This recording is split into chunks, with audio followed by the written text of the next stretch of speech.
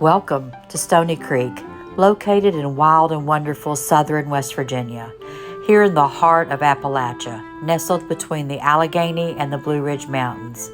Join us as we explore a culture rich in history and historical landmarks, cooking mid-Appalachian style, gardening, DIY projects, and back porch sitting.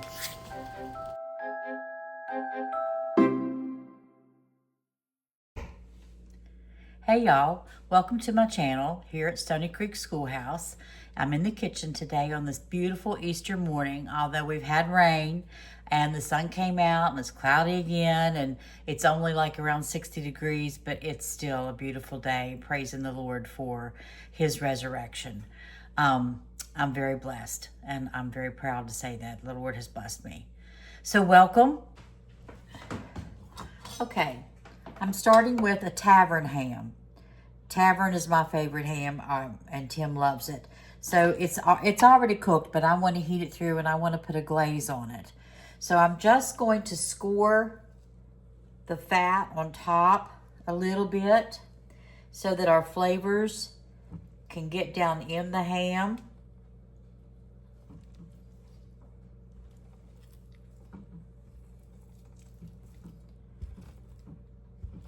Okay.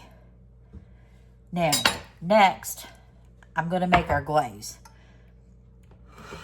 I'm going to set that there just for a minute.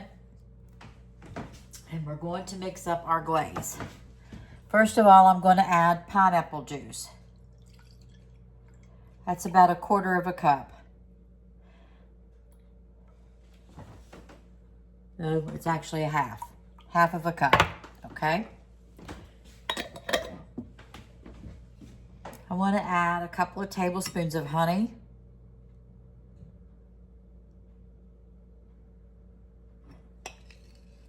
This is fresh local honey from a neighbor of ours. Lives out the road. Bill Ball. If anybody lives locally and wants to buy some. Okay, now we're going to add some brown sugar.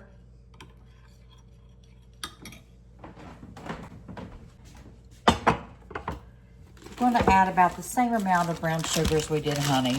And if this glaze isn't enough, which I think it will be because it's a small ham, you can always add more. You don't have to put as much on, so you can add less. It's up to you how much that you want to add. All right. We got our brown sugar added. Now comes 2 ingredients that you're probably not going to find typical for a ham glaze. The first one is going to be, we're going to add about 1 tablespoon of soy sauce.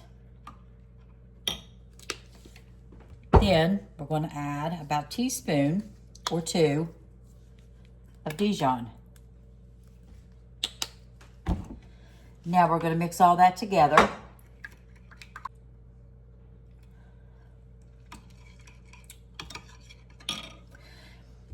It's very good, but I'm going to add just a little bit more soy sauce.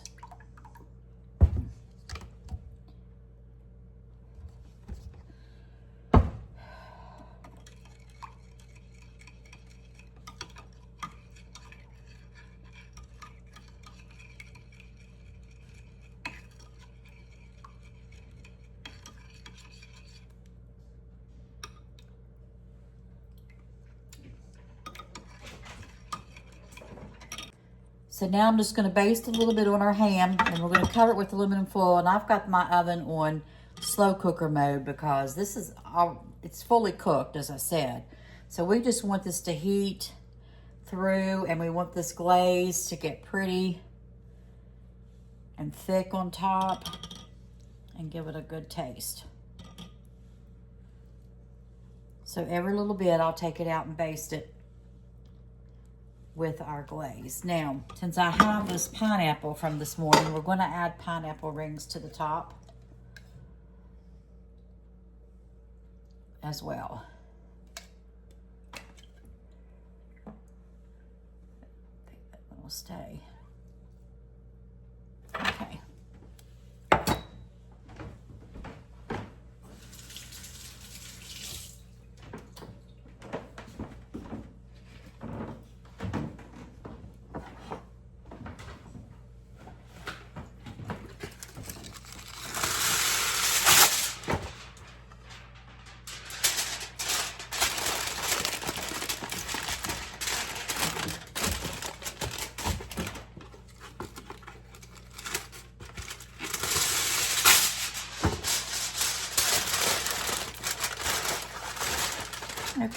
Now we're ready to put it in our oven.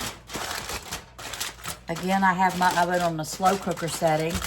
If you didn't have a slow cooker setting, you might put it on like 300 or 325, just for a couple of hours to get heated through and your glaze to seep out into it and give it a good taste. I'll see you in a little bit. Stay tuned. Look at that ham. Oh my. It looks so delicious. This is gonna be so good, y'all. You gotta try it. You gotta try it. Okay, we're gonna start our sweet potatoes. I boiled them earlier today so that they would be tender and that the peeling would just come off. They're difficult to boil. I'm sorry, they're difficult to peel. They're very hard to peel. So if you boil them first, the jackets just come off so easy.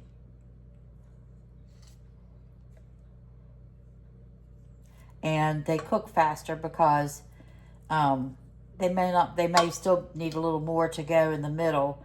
But if you just put them in the baking dish raw to bake in the oven without pear boiling them, it takes a long time in the oven for the sweet potatoes to get done. An hour plus, I would say, maybe an hour and a half. We're just gonna slice them in two, place them in our dish.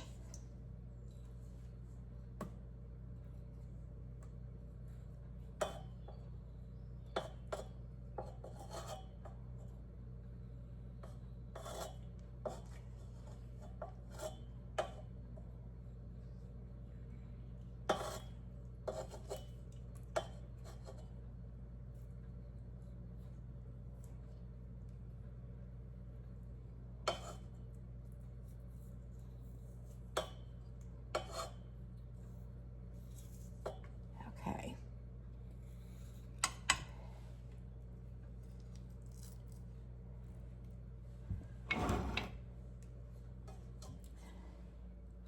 Now I don't make too much because it's just Tim and I today.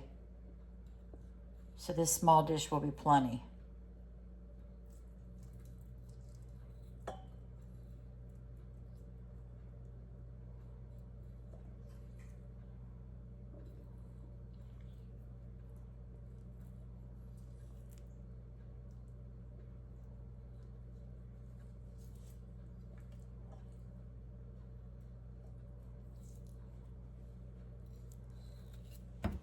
Okay, one more.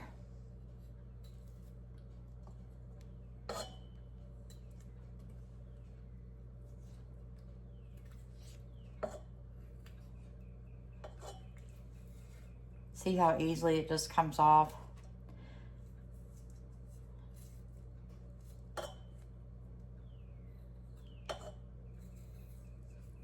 That part is still not cooked, and you see that the peeling is much more difficult to come off. Okay.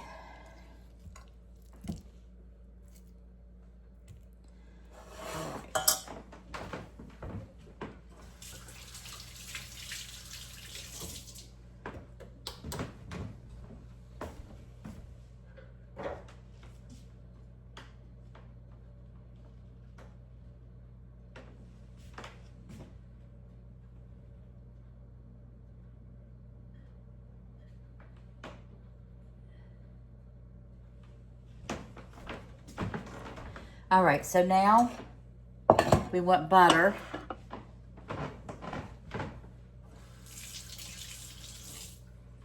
We want butter, and we want brown sugar, and we're gonna put a little bit of light corn syrup on top.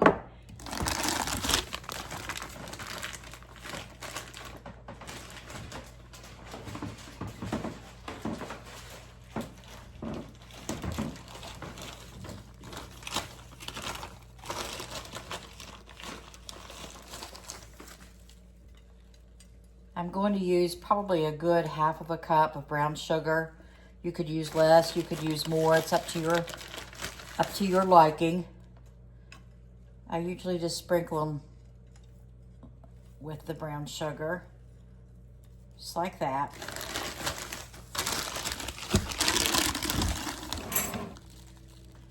I'm going to pour some Karo syrup. Not a lot. Probably altogether maybe a couple of tablespoons. Now you could put a little cinnamon here. You could even put some allspice. I'm not that big of a fan of it. I like it in some things, so I'm not going to put it on my potatoes. Next thing we need to do is top it with butter, and we'll put it in the oven at 350 for about 30 minutes.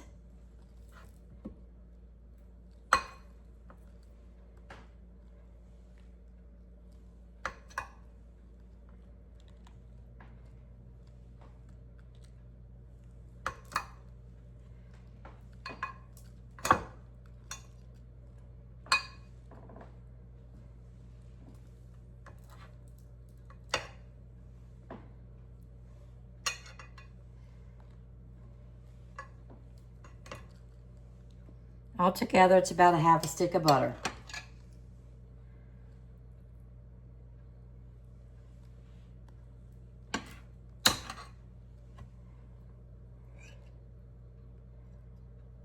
Okay, that looks good. So now we'll put these in the oven. You can cover them if you want to put them in the oven for a little bit longer. You can cover them with aluminum foil. Maybe they won't brown or cook so fast. If you need time, if you do this earlier in the day. But I'm going to go ahead and put mine in the oven, I think, for now. Okay, so I'll see you in a little bit.